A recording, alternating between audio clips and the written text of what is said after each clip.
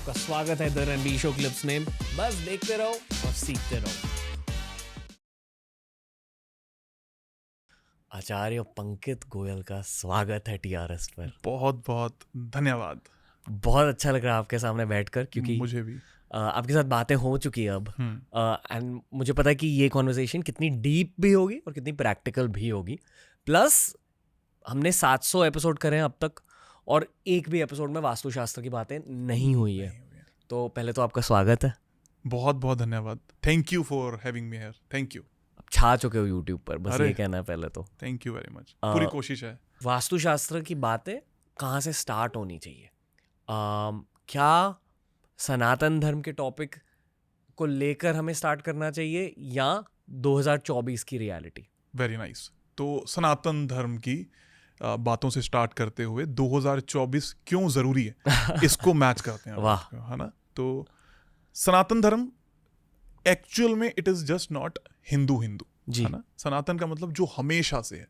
सनातन जो हमेशा रहेगा भी। जो हमेशा रहेगा, जो ना कभी खत्म हुआ, ना कभी शुरू हुआ, ना कभी अंत होगा, जो रजस सतव तमस से परे है। जी। है ना? आप जानते हो 3 चीजें हैं, रजस जी। सतव और तमस। आप, मैं, फूल, पौधे, कप्स, ये 3 चीजों में डिवाइडेड है एज पर श्री कृष्ण। एक रजस, एक सतव और एक तमस। सनातन फिलॉसफी यही कहती है कि 3 तरीके के लोग हैं इस धरती पर, चौथा है ही नहीं। 3 ही तरीके की माइंडसेट्स हैं। एक क्रिएटर है, एक सस्टेनर है और एक डिस्ट्रॉयर है। वाह। सुबह आप उठते हो, आप उस वक्त क्रिएटर हो।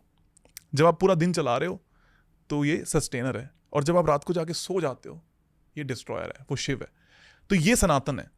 सनातन हमें ये बात बोलता है कि 2 चीजें हैं इस पूरी पृथ्वी पर, एक है पुरुष, एक है प्रकृति। पुरुष का मतलब नॉट मेल, पुरुष जिसको चेंज नहीं किया जा सकता, जो बदलाव नहीं ला सकते। फॉर एग्जाम्पल, आप एक सर्टेन हाइट को अचीव करने के बाद, एक सर्टेन शक्ल को अचीव करने के बाद आप चेंज नहीं हो सकते।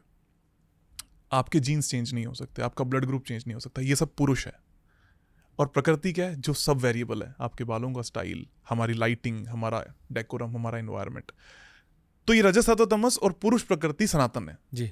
जो हर किसी के अंदर हमेशा से थी, बदल नहीं सकती। एक मिनट थोड़ा सा पॉज करना चाहूँगा।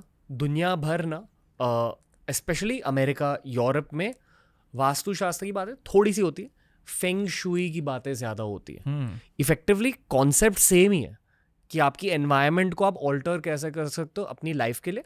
पर क्योंकि वास्तुशास्त्र सनातन धर्म से जुड़ा है, आई फील कि बहुत सारे इंडियंस इसे कूल नहीं मानते। हाँ, जब फॉरेनर्स अडॉप्ट करने लगते हैं तब कूल माना जाता तब कूल माना जाता है। बहुत ही ऐसे क्वेश्चन आपने 2 रख दिए हैं जिनकी डिस्क्रिप्शन एक ऐसे लंबी सारी है, तो मैं कुछ स्टार्ट करता हूँ। पर आप पहला सवाल भी कंप्लीट कर देता हूँ। हाँ। तो हमने 2 बातें करी ना, सनातन क्या था जी। कि 3 तरीके के माइंडसेट और 2 तरीके की फिजिकलिटी, पुरुष और प्रकृति। हमारे अंदर भी 2 हैं। तो शिव जी का रूप दिखाया गया Ardhanarishvara, 1 is feminine, 1 is masculine. इसके बेसिस पे सनातन उपजा या बना। सनातन में कोई रूप नहीं है, उनके परिभाषा है। जैसे विष्णु जी ने राम बन के अलग मैसेज दिया और कृष्ण बन के अलग मैसेज दिया। तो वास्तुशास्त्र तब कहां आया? भगवान श्री राम ने जब लंका गए तो एक पर्टिकुलर रास्ता क्यों बनाया?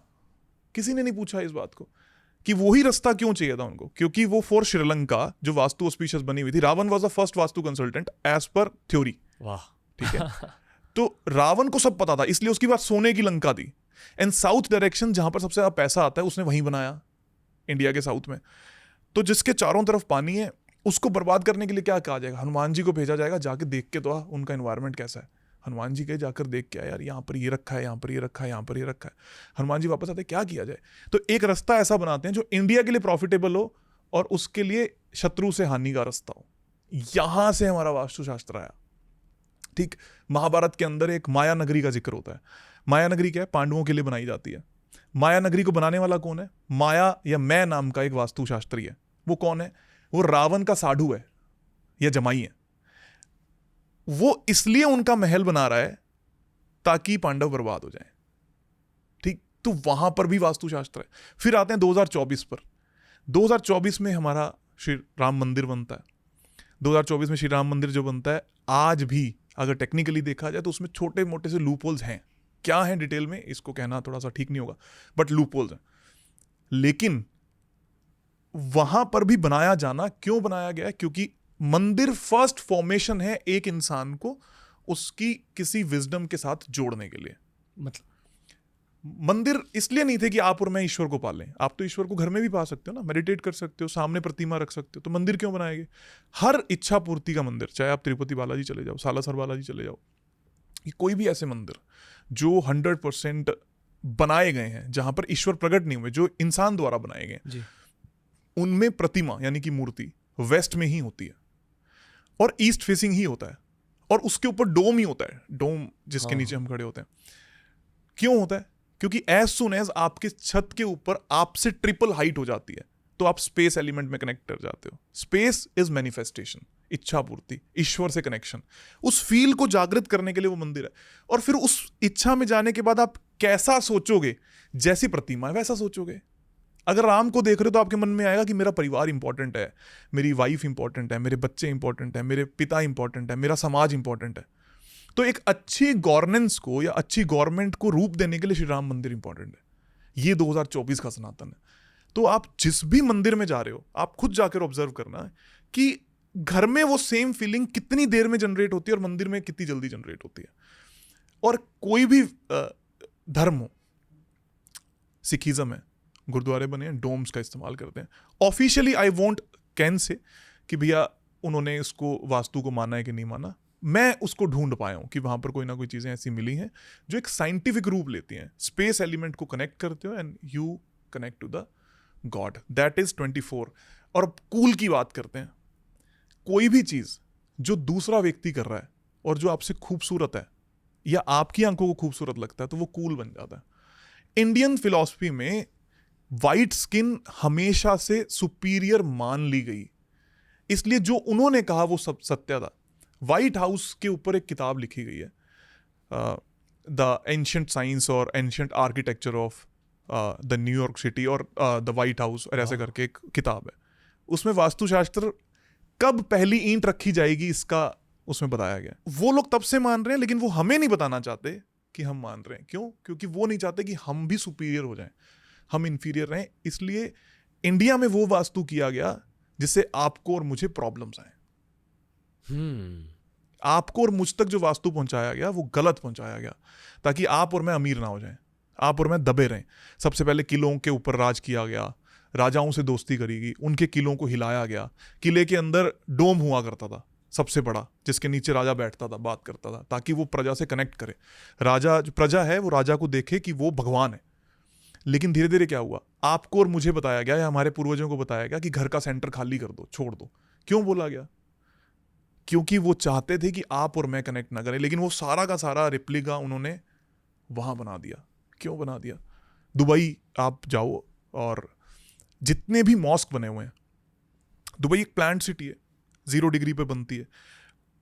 हर घर आपको एक लाइन में दिखेगा, लेकिन ऑल ऑफ सडन एक मॉस्क आएगा जो घुमा हुआ है। क्यों घुमा हुआ है? क्यों उन्होंने अपना आर्किटेक्चर वहां पर खराब करा लिया? सो दिस इज सनातन, जो हमेशा से था, हमेशा है, हमेशा रहेगा। आप और मैं यकीन करें या ना करें, कूल बनना जरूरी है ही नहीं, इंपॉर्टेंट है रेलिवेंट बनना। किसको दिखाने के लिए हम कूल हैं? मैं अगर आज इस लेवल पर आया हूं तो हम तो कुर्ते पजामे में भी कूल हैं तो हैं। हमें नहीं बोलनी आती इंग्लिश, हम कूल हैं। क्या हुआ उसमें कि मैं उसी टर्म्स को यूज करूं जो अंग्रेज बोल रहे हैं? हाँ, मैं विदेश जाता हूं, वहां जो मुझे उनकी भाषा सीखने की जरूरत है तो मुझे सीखनी पड़ेगी, बिकॉज मैं उनकी जगह पर हूं। तो आज का जो यंग लोग हैं उनको मैं सबको ये बात कहूंगा कि don't try to become cool, try to become relevant. एक छोटा सवाल है पहले, फिर मैं कुछ कहूंगा। छोटा सवाल ये है कि हमारे शास्त्रों में वास्तुशास्त्र का जिक्र पहले कहाँ हुआ? सबसे पहले इनडायरेक्ट फॉर्म में रामायण और महाभारत में आपको देखने को मिलता है। डायरेक्ट फॉर्म में विश्वकर्मा प्रकाश एक बुक है, कहा जाता है ये विश्वकर्मा जी ने खुद लिखी है, वहां इसका उल्लेख आपको देखने को मिलता है। ऋषि है विश्वकर्मा? विश्वकर्मा जी, भगवान विश्वकर्मा, जिनको हम टूल्स के, मशीन्स के गॉड बोलते हैं, वो विश्वकर्मा जी भगवान माने जाते हैं और उन्होंने इस किताब को लिखा है। तो सबसे पहले क्या था कि जो आर्किटेक्ट है, आर्किटेक्चर, ये टर्म थी ही नहीं कहीं। टर्म वॉज शिल्प शास्त्र। शिल्प का मीन्स पत्थर। पत्थर को किस तरीके से इस्तेमाल किया जाए कि एक इंसान का जीवन अच्छा हो जाए, द सब्जेक्ट इज शिल्प शास्त्र। ऐसा कोई सब्जेक्ट वास्तुशास्त्र नाम का है ही नहीं, आज भी नहीं है। There is no subject called Vastushastra. पत्थर को कैसे यूज किया जाए? घर बनाने में, मंदिर बनाने में, मूर्ति बनाने में। ओके। आपका जो घर है, this is because of the ईंट, पत्थर, शिल्प। उस शिल्प को क्या आकार दूं कि वो मूर्ति बन जाए? सिविल इंजीनियरिंग की तरह, सिविल इंजीनियरिंग की तरह, पर एक स्पिरिचुअल एंगल के साथ, शायद ऐसा मुझे लग रहा है। हमारे उस वक्त के शास्त्रों में हर चीज में स्पिरिचुअल एंगल था, इवन फूड में भी था। तभी तो हम, आपने देखा होगा ना कि पहले खाना खाते वक्त हम कुछ जमीन पे रखते थे ताकि कुछ आसपास की चींटियां और ये वो उनको भोग लग जाए। जो प्राचीन विद्या अब लौट कर आ रही है क्योंकि लोग ये समझ रहे हैं, ये समझ रहे हैं हर चीज के पीछे कुछ ना कुछ लॉजिक होता है। हाँ, और मैं तो सबको ये बात बोलता हूँ, अच्छी जीन्स पहनो जो फटी हुई है, that makes you cool, but आपका माइंड कूल तब है जब आप सनातनी हो, तब आपके पास विजडम है, नॉलेज है। और सनातन इतना बड़ा है कि आप उसकी 0.1% भी यहां से लेकर चले गए तो बहुत है, सफिशिएंट है आपके जीवन के और मेरे जीवन के लिए। तो वास्तुशास्त्र इज 0.1% ऑफ दैट समुद्र, है ना। तो ये जो स्पेस की आपने बात करी, स्पेस की, तो स्पेस 5 चीजों से मिलकर बना, धरती, आकाश, वायु और आपकी जो अग्नि है वो, और पानी। स्पेस मतलब आपके आसपास का स्पेस? हाँ, कुछ भी जो जीवन दे रहे हैं हमें, 5 elements. Okay. 5 element, water, air, संसार, water, air, fire, earth and space. इसके कारण आप और मैं बने हैं, इसके कारण ही पूरी पृथ्वी बनी है। जब ये 19-21 कुछ होता है तो ये आपके दिमाग को इम्पैक्ट करता है, और वो इम्पैक्ट करना आपकी लाइफ को इम्पैक्ट करता है।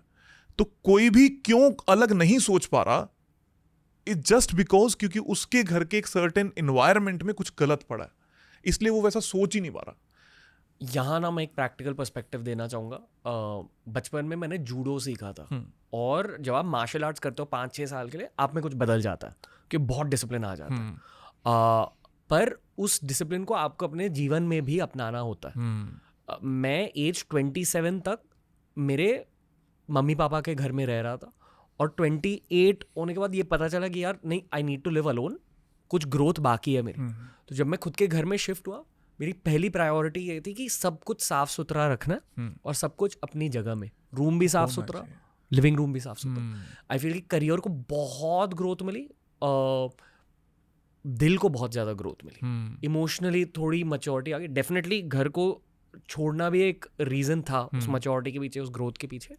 पर जब आप एक साफ सुथरे स्पेस में रह रहे हो जहाँ आप रूल्स फॉलो कर रहे हो कि आपकी आसपास की एनवायरनमेंट साफ होनी चाहिए, कुछ डेफिनेटली बदलता है। और घर की एक एनर्जी होती है, घर की एक एनर्जी होती है, सेम एनर्जी है जो आपके और मेरे अंदर है, जो इस कप में है वही आपके घर में है। और शास्त्रों में तो ये भी बोला गया है, इस घर की उम्र ही इतनी है। आपकी और मेरी जैसे उम्र है ना, वैसे हर घर की उम्र है। 80 साल का ये घर होगा, 90 साल का ये घर होगा, 100 साल का ये घर होगा, 150 साल का है। उसके बाद वो खत्म हो जाएगा, वो लुप्त हो जाएगा, just not because of the architecture, just because of the energy. दोस्तों, ऐसे ही बहुत सारे क्लिप्स अपलोड किए हैं इस चैनल पर। चैनल को एक्सप्लोर करो, देखते जाओ और सीखते जाओ।